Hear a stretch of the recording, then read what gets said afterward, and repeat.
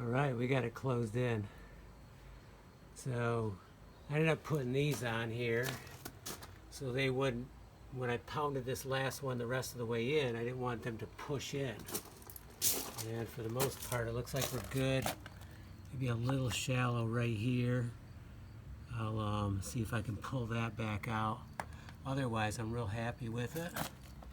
And then the idea is I'm going to run a cap over this and screw into all these. Try to hit all of them to make it all one piece.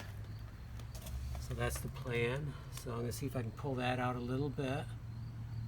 And then I'm going to remove all these and see what I need for a facer.